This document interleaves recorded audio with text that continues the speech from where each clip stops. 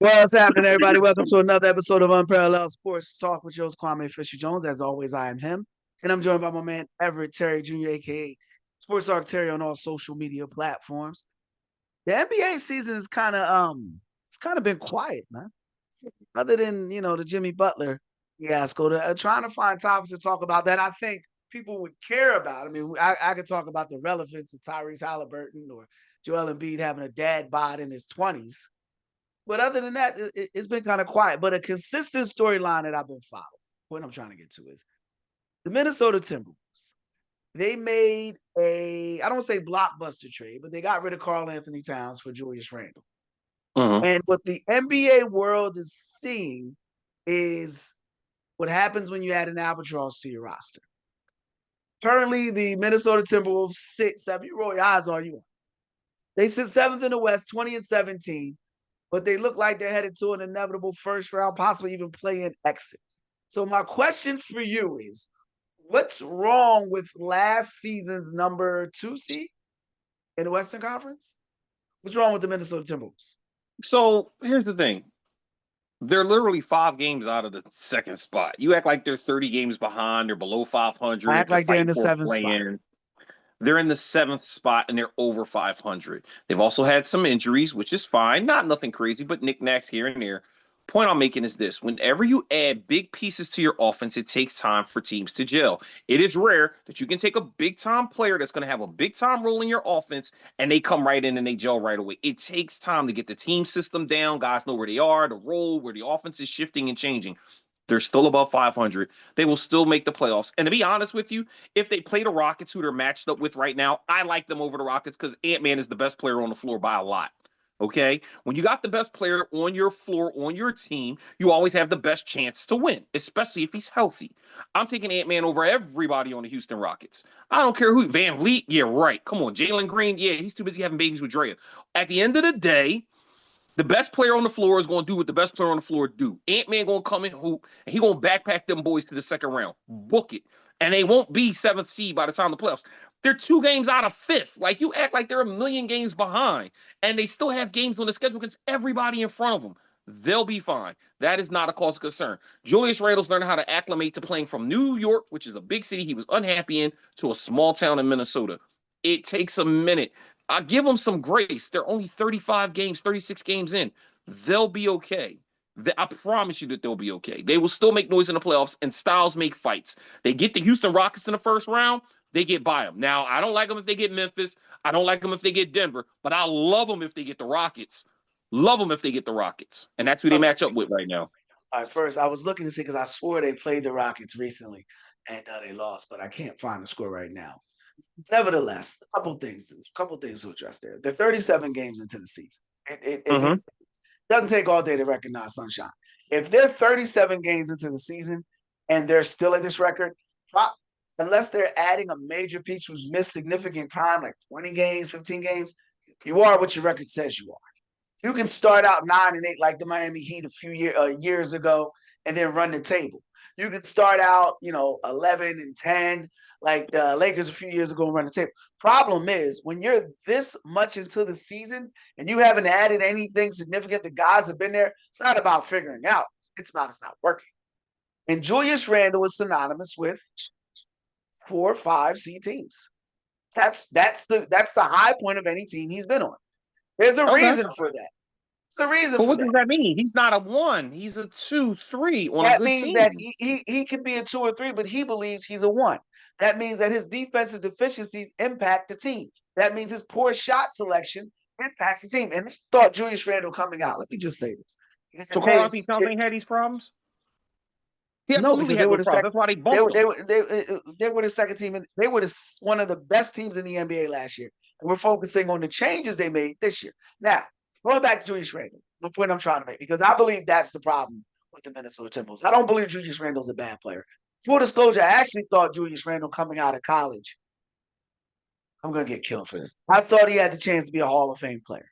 Thought the only problem he would have is that he was a guy that was contingent about playing with a pass first point guard. A guy like LaMelo Ball, a guy like Jason Kidd. He needed that type of player, but I felt he could have an impact on a game similar to Kenyon Martin. Now, Kenyon was a I'll little go. I'll athletic. go better than that. He came out the league and his game exactly fits the person I'm about to say. Karl Malone. Zebo.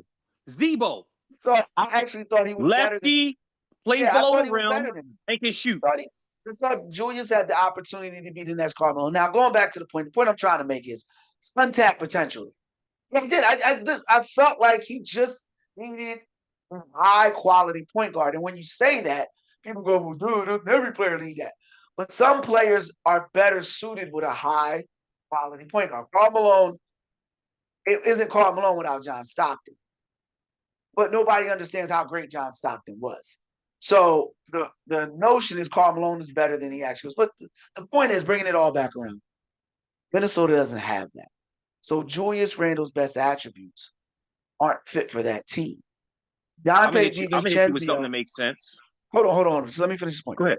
Dante DiVincenzo is one of those guys that we often talk about where the expectations were below the talent level. So he was better than what people thought. So therefore, he's better than what people think. He's a solid player. He's not a starter in this league. He's a solid player. He shouldn't be getting more than 15 to 20 minutes a game. And he is a major cog in Minnesota's rotation. Top of Minnesota They is don't know how to talent. use them. Well, no, Tibbs, Tibbs, the problem is his Tibbs, talent. Tibbs knew how to use him, but Well, he in he knew Minnesota how to isn't use being him utilized because properly. he was next to guys who were hustle guys. Who, bottom line is, Minnesota has a talent deficiency. That talent deficiency is obvious at this point. The production that they lost with Karl Anthony Towns, the fluidness they lost with Karl Anthony Towns, is present, and I believe it's going to cost them Anthony Edwards. Floor is yours. Okay, one, I don't think it's going to cost him Anthony Edwards because Anthony Edwards is the one who pushed for Cat to get traded. He said Cat don't got no heart. It's his team, and this guy been here all these years and couldn't get this team past nothing. I come in, he's in his feelings because I've taken over the squad. You know, you can see that they were clogged with him and Gobert on the floor. And honestly, as much as Gobert is a quote DPOY guy, I'm not a fan of Gobert. If I'm Minnesota, I'm not trading Cat for Randall. I'm trading him for De'Aaron Fox, which would have made way more sense. You put Oh, that trade together. Sacramento is not letting Indiana play in the Western Conference. It's not going to happen. Let them go to the Listen, Western you're not Conference. hearing what I'm saying. You pull a 3-team trade, they get off of them because they're going to lose them for nothing if they don't. What I'm saying to you is, if I'm them, before I go and trade for Julius Randle, I try to make a 3-team trade to get De'Aaron Fox. Now, you put De'Aaron Fox and Anthony Edwards in this mix, now you got a way different ball club with two guards that can go and take over a game. But De'Aaron Fox has no problem being a pass first point guard. It's just he don't pass first because who the heck is he passing to besides Sabonis? Like he gonna take the shots he need to take regardless. But if he's playing with an Ant Man, he'll defer to Ant Man. He's not the kind of guard that's gonna be like, oh, well, I'm gonna jack 25 times with Ant Man next to me. No, he's not Russell Westbrook. He will find the guy and give him the ball if he's the better player on the floor. To that end, that's the piece that they're missing. What they should have done since D'Angelo's making this all around the league circle the block tour, he should have went on back up over there, went to Minnesota. He should have went to Minnesota because that's what they need. They need a guy that can get a bucket. Mike Conley ain't it. And that's what hurts them. The point guard is the weakest spot on their roster. They have nothing, no production. Mike Conley's giving you 6, 7, 8, 9, 10 points a game. He's a bench guy at this point. He's what Kyle Lowry was to the Sixers last year. He's just a guy that comes and gives you a couple minutes, Well, some hustle, some effort. be Cool. respectful. Kyle Lowry's a champion. Be respectful. Kyle Lowry's a Nobody's saying champion. he's not. Nobody's saying he's Yeah, not. But that doesn't negate the fact that what I just said is at this point in Kyle Lowry's career, he should be playing at the YMCA rec leagues or the LA Fitness Jones it's rec runs at disrespectful. 8 in the It's morning. disrespectful. It's Hey, disrespectful. that's real. That's It's real. disrespectful. So Michael Conley And was Mike never Conley ain't Kyle but a half Lowry on his second. best day. Man, I get what you're Mike saying. Conley ain't but a half second away from being in that same banana boat. So the point I'm making is they need a point guard, to your point, that can push the tempo and get them what they need offensively. A pass first guy. You know who will fit great? And I know it'll never happen, but will fit great? Tyrese Halliburton. You put Tyrese Halliburton's pass first self in that offense. Oh Okay. man. Say, A big guy that can say, defend I and let you pass. go. I say you go to you Hey, sit you back ask and I'm what they're missing. quiet. I'm telling you what fixes them. Sit back. No, I didn't see what they were missing. I said, what's wrong with them? What I Yeah, was you just said about they're to say, devoid of talent. They need more talent. I gave you that's talent. I was gonna say we actually indirectly agree with something that they've given away too much talent. It's interesting. Before we get to Phoenix, 'cause I think it ties in. I never thought Karl Anthony Towns was a bad basketball player. You never thought he was a bad basketball Oh, player. The world act the world behaved as if his numbers were somehow hollow. And some of the thing that Russell Westbrook goes through, not different type of players, but the lack of respect for what they do so well at a high level. Does he shoot too many threes? Yes. But I've never watched a basketball game and question where's Karl Anthony Towns. Like he's going to take a bad shot, he's going to make a bad foul, he's going to do something on that game. We can watch a basketball game and say to ourselves, where the hell is Julius Randle? And that's the difference. I think that mm. I feel that Karl Anthony Towns has a lack of respect for his game, and that's fine. I don't, I'm not here to debate that. But he fit what Minnesota needed. And they lost that, and they added a guy who they thought, because he looks the part, would be a little tougher, would be a little bit, but he's not. He's synonymous with 4, 5 seed teams. They've had talent, and they just have always maxed out there. Now, speaking of talent and maxing out, Sometimes you got to get to the right team to change your perspective. Anthony Davis was a 4 or 5 seed, 8, 9 seed. Then he went to the Lakers and won a chip. That's yeah, sometimes you need to change the scenery. but I think with Anthony Davis, it was not an issue of time. And I think with Julius Randle's, it's an issue of time at this point. He's on his 15, bro. Yeah, Jesus. We got the Lakers, we got the Pelicans, we've got the Knicks, we've got Timberwolves, and I think the Mavericks are somewhere in there. He never played for the Mavericks. He played. I'm almost certain he played for 5 teams, though, for some reason. No, he only played for Well, 4. all right. Well, I'll sit on 4. We could be wrong, but we know this. He's played for at least 4 teams. I think time is an issue, dude. I think that player that we once saw is no longer there. I think at this point he's just checking boxes to say ain't my fault. In And the fact, crazy part is he's only 30. He's not like he's an old yeah, guy. but Like he we fan on this all the time. To me, it's the tread on the tire. Not, you know what I mean? It's the miles on the car. And fair. the year of the car, the mile of the car matters. I want to get this topic in, and we're not gonna have time to get everything, but I want to get it. I want to get the full segment to this topic because you and I went back and forth on this. So the Phoenix Suns right now are sub 500. I think they're 18 and 19, 16, 17, something wrong with it. They look awful. I agree. Mike Budenholzer is a good coach. And I agree. so I'm not ready to say it's his fault. Kevin No, Durant, while he's been overvalued and put in the pantheon of players he doesn't belong in, he's still one of the game. You know what? Strike that. Kevin Durant is still one of the game's greatest scorers of all time. He is agree. one of the game's greatest enigmas. So I'm not putting it at his feet.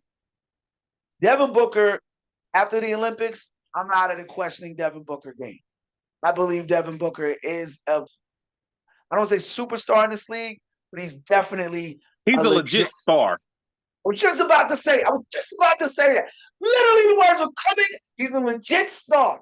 Can't stand your ass. Listen, there's a reason that we're twins, man. We got the same birthday for a reason. Our thoughts be synonymous. So, but one of them dudes don't be fit. Math don't be mathing with somebody else. We And it know didn't who matter. don't fit.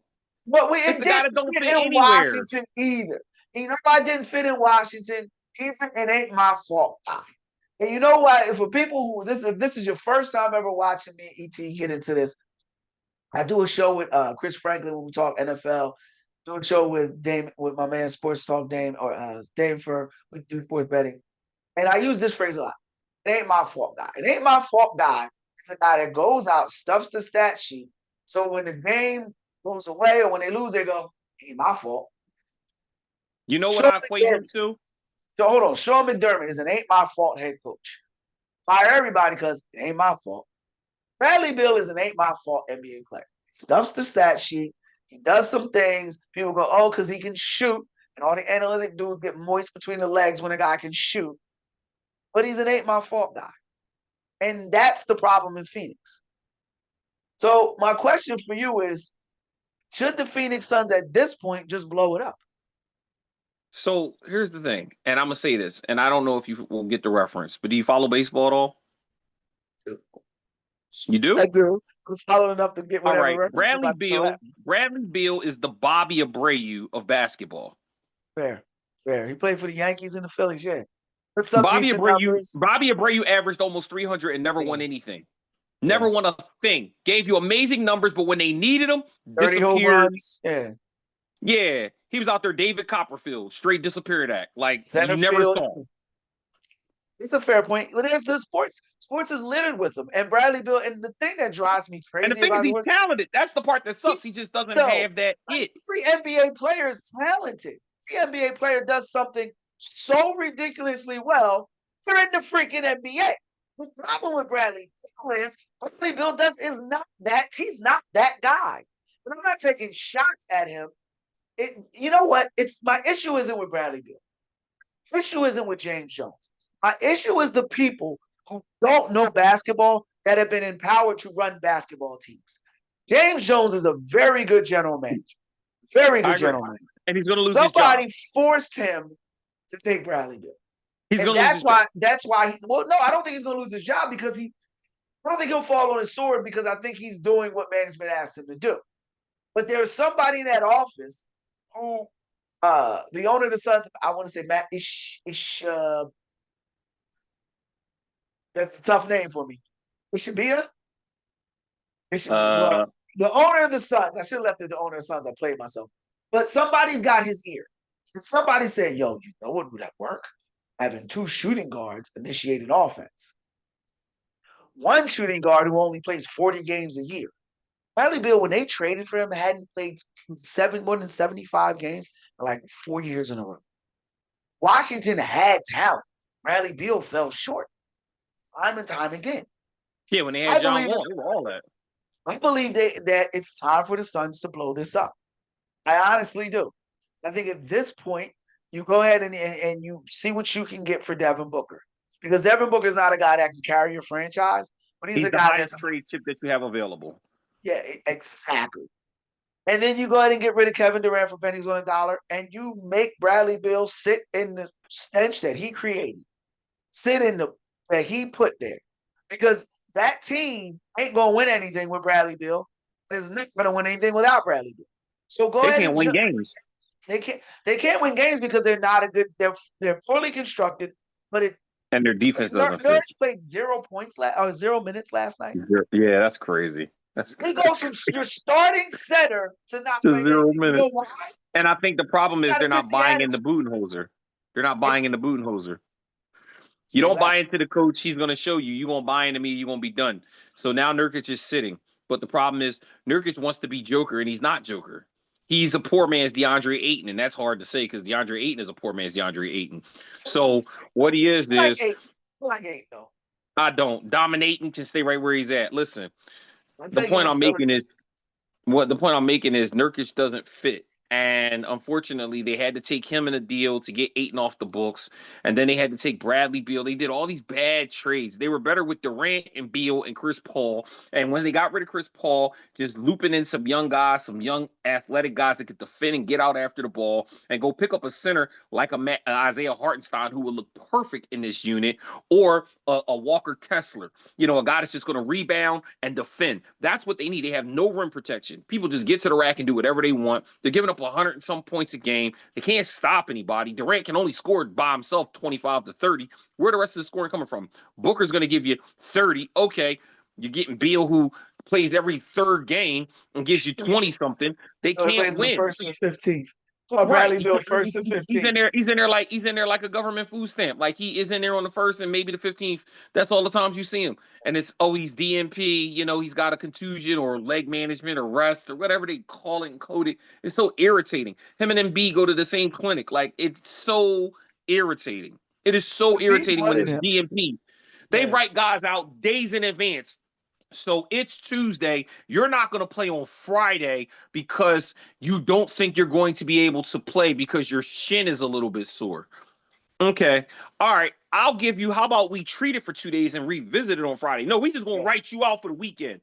You go ahead. You take the weekend off, my man, and we'll see how you feel on Monday. Stop.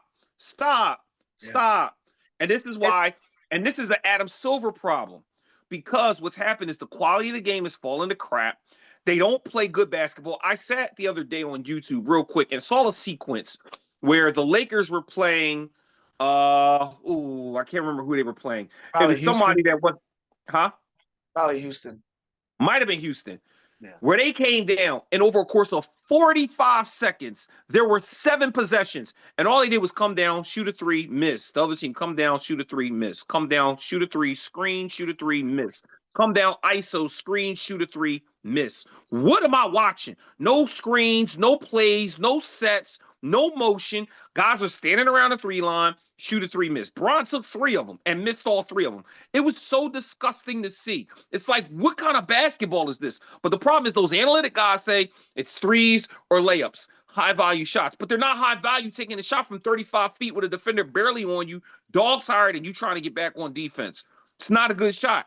Attack the rim. Shoot a mid-range. It's okay. Michael Jordan became one of the greatest players ever to touch a basketball with the mid-range jumper. He wasn't an elite three-point Well, shooter, but it's everybody hard. wants to be Steph Curry when there's only one Steph Curry. There ain't 2. There's 1. Everybody trying to be something that they're not. Yeah. And that's the problem with today's NBA. Let me jump in here real fast. It's a couple things. Well, let me just, rather than unpack everything, I just want to unpack specific sequence there.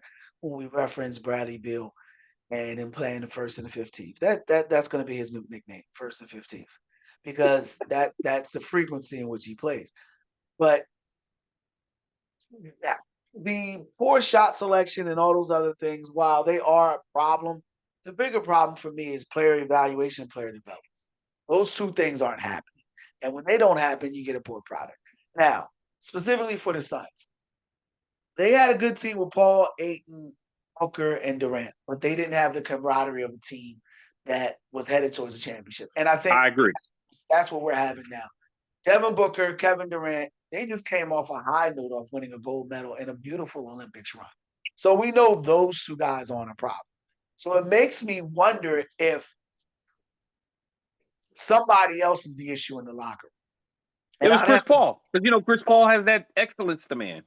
Well, and he's very polarized. You're either going to love him or hate him. Because they got Tyus Jones now, and he's one of the better point guards in the league, one of the better young point guards in the league. Yeah, but he can't go to Kevin Durant and say, yo, I need you to do this. Chris Paul will say because he's a Hall of Famer. But Tyus Jones can't go to Kevin Durant and say, yo, I need you to really double down on that guy on D when you see that screen step over. He's not going to say that to Kevin Durant. I think the problem is they have too many guys other than Kevin Durant and Devin Booker who won't.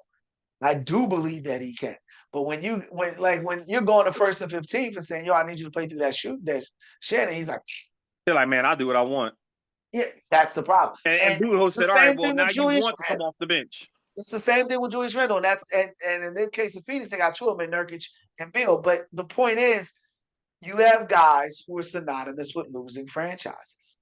And the reason why they go along with those, the reason why they are there with those franchises are because they're probably fit the culture of a losing franchise. And I'm not calling Bradley Beal a loser, but I'm saying he fits the culture of a losing franchise. Now, quickly, you're just saying he never won. No, Embiid has never won, but I wouldn't say he's a loser. I believe Bradley Beal is a loser.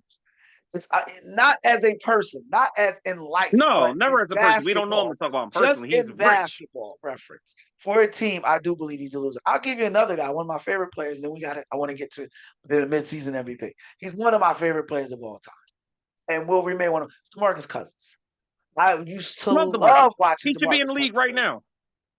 But DeMarcus Cousins played on losing basketball teams because he fit the losing basketball team's culture. That's why you put him anywhere he was going to do. His team was going to struggle. So, the thing is he cared and wanted to win, though. That's the crazy part.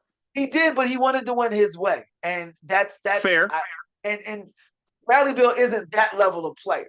But that's the disappointment that I have. The mindset, yeah. I want to leave on a positive note. There's a lot of good teams out here. A lot of good teams playing well. I think we're going to agree on this, but I'm going to give you the chance to start first. Who's your midseason MVP? We're about 40 games in. Who's your midseason MVP? There's only one answer here, and that answer is the best point guard on planet Earth. One, Mr. Shai Gilgeous-Alexander. So if you say Tyrese Halliburton, I'm ending this video. Absolutely not. No, it's Shai Gilgeous-Alexander.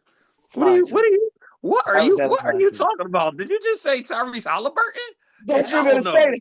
Don't you gonna say that? Even in Jets, I would have ended this video right now. I Listen, agree. he's averaging I agree. 31, 5, and 6 on the best team in the West the last 2.5 regular seasons. Yeah. And they're beating everybody big in front of them. They're 9-1 in their last 10 games. And the thing is, when you look at their roster, they haven't had Chet Holmgren since week 1, and they don't miss a beat. Jalen Williams steps up because, again, Sam Presti, great evaluator of talent, knows what to do with draft picks, goes out and gets guys that fit. You know, he goes and trades for guys like Isaiah Joe. He goes and gets guys like Jalen Williams. He has SGA. And here's the crazy part.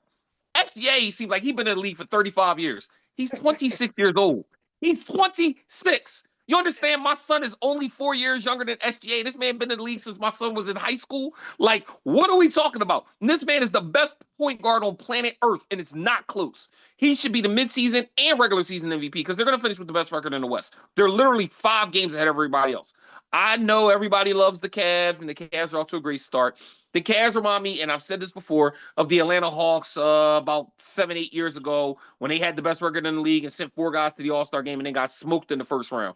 Because while I like Kenny Atkinson, while I do like the fact that Garland and Mitchell make a great backcourt, we have yet to see in a 7-game series when they shorten the possessions, don't allow them to get out and run, when they force them to have to get half-court possessions, what they do when they don't allow Mitchell to get to where he wants and force them to play more of a conventional style basketball. Because Evan Mobley's been good. He has. And the fact that they've been healthy matters because they always get either Jared Allen or Evan Mobley hurt, but they're both healthy, and that helps them. And Donovan Mitchell's been healthy. Garland's been healthy. That helps. Health always matters in the NBA. So the fact they've been healthy is cool, but the reason why SGA is my midseason MVP is because he lost Chet Holmgren, the second best player on their roster, a week and a half into the season, and he won't be back until like February. So, and they still have the best record by 5 games in the West. In the West, they got a 5-game lead over everybody else.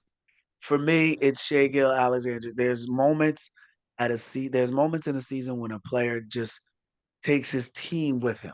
And what I Yep. mean is that Shai Gilgeous-Alexander is probably one of the top 5 players in the NBA. But Agree. I don't think anybody would think the Thunder were a top 5 team. The No. last 2 seasons, he's taken his team with him to that top 5 status. And it was never more evident than there was a moment in the season that should have caught the attention of most, and it didn't, but it caught my attention. They had just lost a championship in the in-season tournament. They lost to the Milwaukee Bucks. They got smoked, I believe. And last year, when the Pacers lost, they came out of the tournament and they struggled. When the Lakers won, they came out of the tournament and struggled. Bucks came out of the tournament. They played okay. Giannis is starting to round into form. He's changed his game tremendously. In fact, I got tickets to go to the game. But going back to Shai, Oklahoma City Thunder won when they came out of the tournament. And they didn't just win, they went into Florida. Yeah. They beat Orlando. Yeah. They beat Miami. Yeah. They beat teams in They beat areas good that are teams. known, but they just didn't beat good teams. There's a reason why those teams are good. Because they in Florida. When you travel into Florida, you go weather states, and you're going into Florida and Miami, there's a lot of distractions. Not for Shai Gill and not for the team. And he's taking where he wants them to go. And that's why he's my mid-season MVP. You want to hear what's crazy? And I never forget it, but I remember it like it was yesterday. Blockbuster NBA trade. The Oklahoma City Thunder send Paul George and a bunch of shit, pardon my language, to